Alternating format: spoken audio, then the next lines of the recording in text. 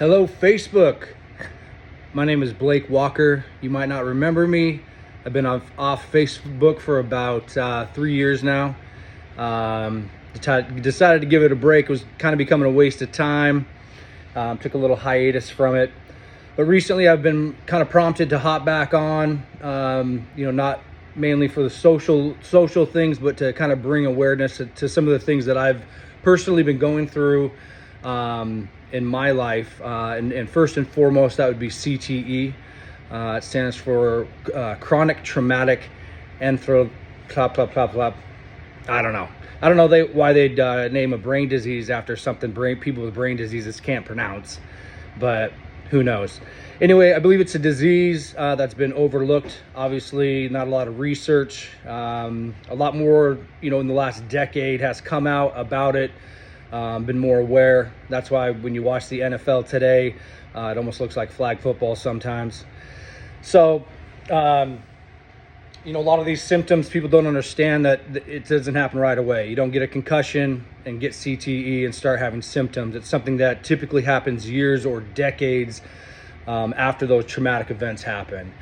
So, you could be having minor symptoms now, not realize it, that you're progressing in through the stages of CTE, which there are 4 stages. And I will get into that in some other videos, other blogs, other questions people might have. But it's just best to be prepared for it. Be prepared, know kind of your brain condition.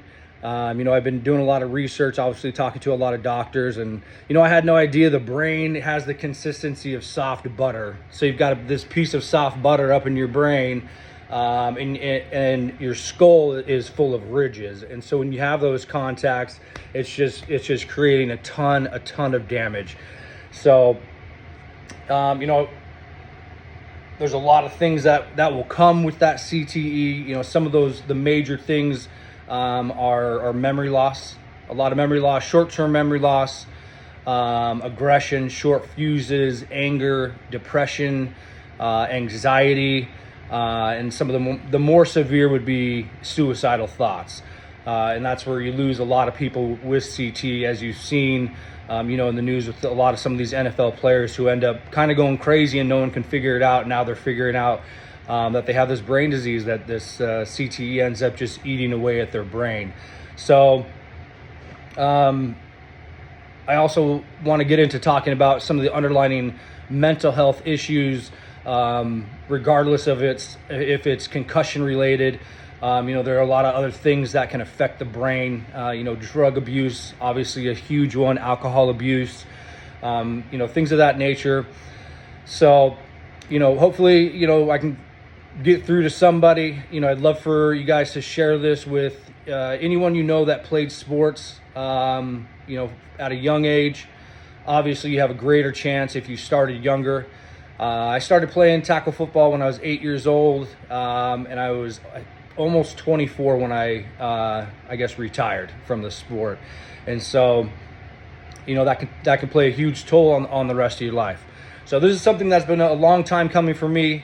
10 years ago when they started having this research come out, in the back of my mind, I just knew, based on the position I played, and how many concussions I knew I had over the years, that I had a 99% chance of having these issues.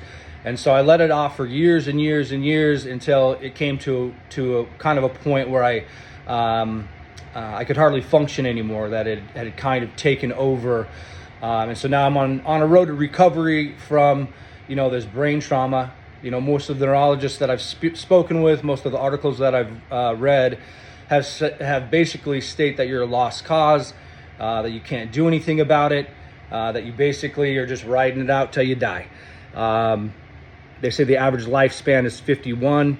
And I really believe that's just from people being ignorant about what they can do to better their lives, mentally and physically, to slow the progression, of CTE or TBI, traumatic brain injury, or addictions and abuse. So hopefully you guys enjoy my content. I'm going to try to post as much as I can, articles, videos, I'll probably start sharing personal stories, get a little bit open. Hopefully, people who are here on this page can share this, and we can get, some people on here that have similar experiences, or maybe people that have questions and maybe want to ask me the things that I've done and had to go through to figure out exactly what I can do to slow the progression of my CTE. So I appreciate you guys watching, and we'll talk to you soon.